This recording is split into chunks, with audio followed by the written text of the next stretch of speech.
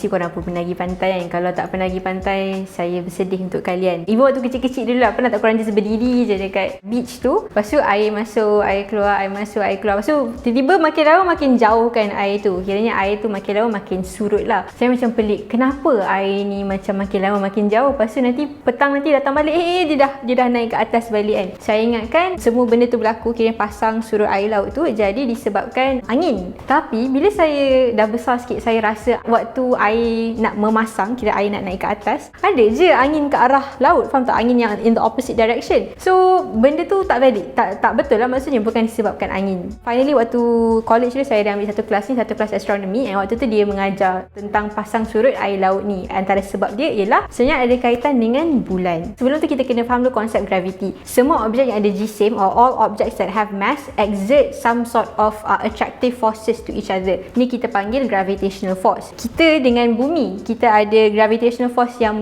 melekatkan kita dengan bumi, yang menarik kita ke arah bumi. Gravitational force antara kita tak nampak sangat sebab mass kita sangat kecil, so the effect of the force is not very strong.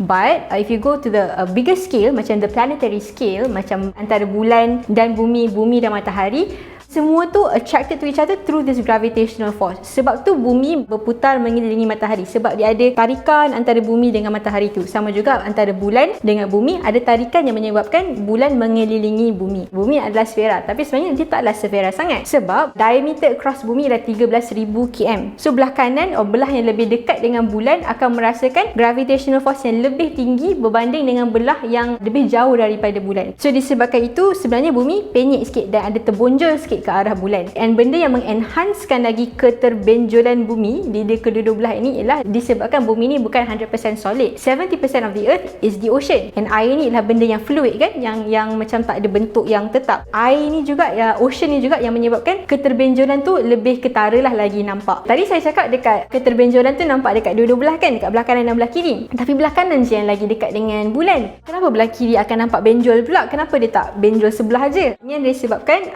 bumi dekat tengah tu pun, the solid part pun akan tertarik sikit ke kanan, ke arah bulan. That's why dekat belah kiri ni still akan ada benjol air tu sikit. Kita imagine balik, bumi dekat tengah bulat, keliling dia akan ada this layer of water yang macam benjol sikit ke sini. Dan kebenjolan ni akan sentiasa mengikut bulan. Bulan akan mengelilingi bumi kan, dia akan ikut je bulan macam tu. Bulan keliling, benjol tu akan ikut bulan sebab dia tertarik dengan gravitational force bulan tu. So apa kaitan dengan pasang surut air laut pula? Dalam waktu yang sama, bumi juga berputar pada paksi dia selama 23 nak dekat 24 jam. Dalam masa 24 jam tu, waktu bumi berputar, benjol air laut tu still stay the same, it doesn't move. So waktu tu lah bumi akan bergerak masuk daripada bahagian benjol, waktu tu air pasang, dan bahagian yang tak benjol, waktu tu air surut. Lepas tu dia pusing balik bahagian benjol, air pasang, dan dia pusing balik kepada bahagian yang tak benjol, iaitu waktu air surut. Dalam satu hari tu biasanya kita akan nampak 2 kali pasang, 2 kali surut. Hakikatnya kan sebenarnya bukannya air itu bergerak pergi dari kita. Air tu tidak ditolak dan tak ditarik. Kita ni dekat bumi yang berpusing masuk dan keluar daripada bahagian yang air tinggi dan air rendah. Kalau air pasang surut ni, kalau siapa yang, saya tak ada duduk kat pantai, tapi waktu saya pernah duduk kat pantai sekejap tu dapat tengok lah. So usually dia tak ada masa yang tetap, dia akan berubah throughout the year. Tapi dia tak ketara sangat lah kita dekat Malaysia ni, sebab kita dekat equator, nearer to the equator, it's quite constant